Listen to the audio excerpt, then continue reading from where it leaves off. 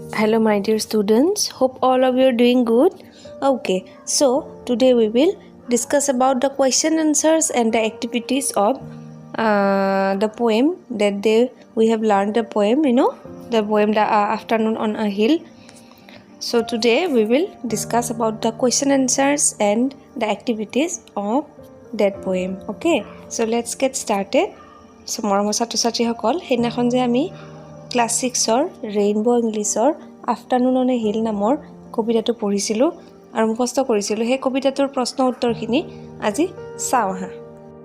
ইয়াত প্ৰথম প্ৰশ্নটো দিয়া হৈছে, what are the few things that the poet will see while standing on a hill in the evening. কবিগৰাকীয়ে বা কবিয়ে পাহাৰৰ ওপৰলৈ উঠি গৈ সন্ধিয়া সময়ত ওপৰৰ পৰা কি চাব বা কি দেখিব।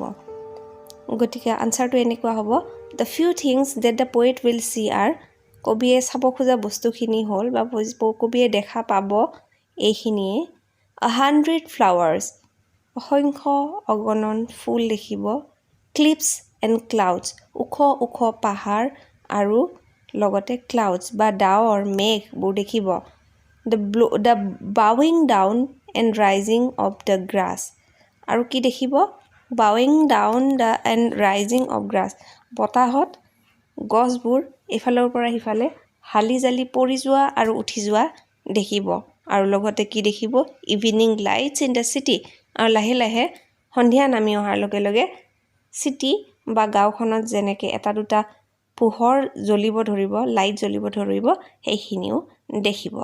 গতিকে এইটোৱে হ'ল প্ৰথম প্ৰশ্নৰ আনচাৰ। ছেকেণ্ডটো চাওঁ আহা। When will the grass bow down and rise again? কোৱা হৈছে যে গ্ৰাছবিলাকে বা ঘাঁহনি দৰাই বা ঘাঁহবোৰে কেতিয়া মূৰটো বা শিৰ নত কৰি দিয়ে আৰু উঠে, মানে মূৰটো তললৈকে নমাই দিয়ে আৰু উঠে, কেতিয়া কৰে এইটো কাম। কি কোৱা হৈছে যে when the wind blows over the grass it bow down and after the wind passes it rise, মানে যেতিয়া wind blows, যেতিয়া বতাহ বলে তেতিয়া বতাহৰ কোবত ঘাঁহনিবিলাকে ঘাঁহ বনবোৰে নিজৰ গাটো তললৈ বা মাথাটো মূৰটো শিৰ নত কৰি দিয়ে, মূৰটো তললৈ নমাই দিয়ে, আৰু যেতিয়াই সেই উইণ্ড বা বতাহ নাইকিয়া হয় তেতিয়া আকৌ থিয় হৈ উঠে বুলি কোৱা হৈছে। নেক্সট কুৱেশ্যন হ'ল, what will the poet do on the hill in the afternoon? Poet বা কবিয়ে আফটাৰনুন বা সেই দুপৰীয়া গৈ পেলাই, আবেলি পৰত গৈ পেলাই সেই হিলখনত কি কৰিব বা সেই পাহাৰৰ ওপৰলৈ গৈ পেলাই কি কৰিব। The poet will touch 100 flowers, look at cliffs and clouds and will praise the beauty of nature while enjoying it. কি কোৱা হৈছে যে কবিয়ে কি কৰিব, টাচ 100 flowers, এই পাহাৰৰ ওপৰত নিজান বননিত ফুলি থকা শতাধিক ফুল একেলগে টাচ কৰিব, হাতেৰে চুই চাব, চুই কি কৰিব, বিউটি অফ নেচাৰটো উপভোগ কৰিব।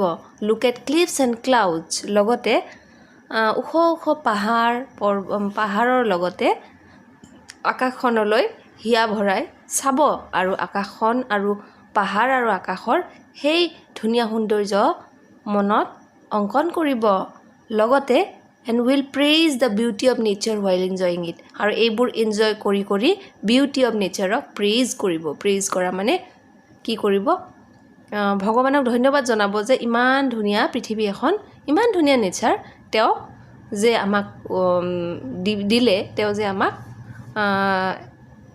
উপভোগ কৰিবলৈ দিলে এই ধুনীয়া নেচাৰখন, তাৰ কাৰণে তেওঁ ভগৱানক প্ৰেইজ কৰিব বা নেচাৰক প্ৰেইজ কৰিব বা ধন্যবাদ জনাব। নেক্সট আছে, when will the poet go home? কবিয়ে কেতিয়া ঘৰলৈ যাব বিচাৰে। When lights begin to appear in the town below, the poet will go home. যেতিয়া সন্ধিয়া নামি আহিব, ধৰালৈ যেতিয়া সন্ধিয়া নামি আহিব আৰু লাহে লাহে এটা দুটাকৈ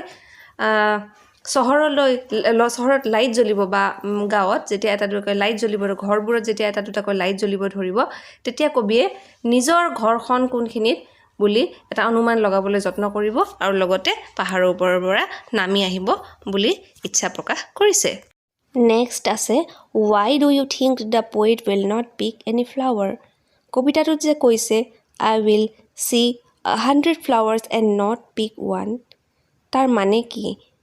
কিহৰ কাৰণে এটাও ফুল নিচিঙো মাত্ৰ দূৰৰ পৰা সেই ফুলৰ বিউটি বা সৌন্দৰ্য উপভোগ কৰিম বুলি কিয় কৈছে কবিয়ে?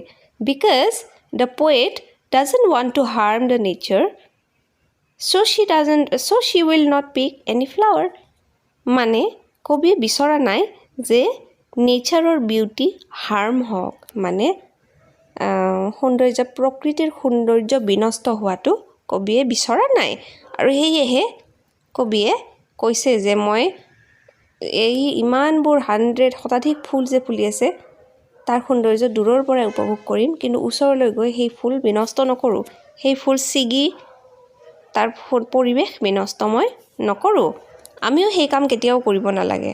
যেতিয়া আমি ধুনীয়াকৈ ফুল ফুলি থকা ফুলনি এখনলৈ যাওঁ, সেই ফুলনিৰ সৌন্দৰ্য আমি দূৰৰ পৰাই উপভোগ কৰাটো প্ৰয়োজনীয়। আমি তাৰ ভিতৰলৈ গৈ তাৰ পৰা ফুল ছিগি অনাৰ দুঃসাহস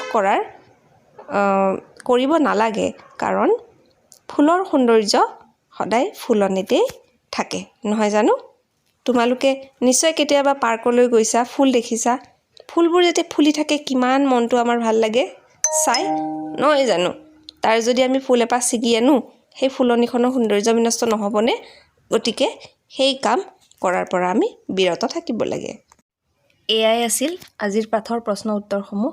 ইয়াৰ বাহিৰে আৰু কিছুমান এক্টিভিটিজ ইয়াত আছে, সেইখিনিও মই আগলৈ কৰি দিবলৈ তোমালোকক যত্ন কৰিম। আৰু ইয়াৰ উপৰি তোমালোকে কবিতাটো ভালকৈ পঢ়িবা, প্ৰশ্ন উত্তৰবোৰ মুখস্থ কৰিবা বুলি আশা ৰাখিলোঁ। আজিলৈ bye bye, have a great day.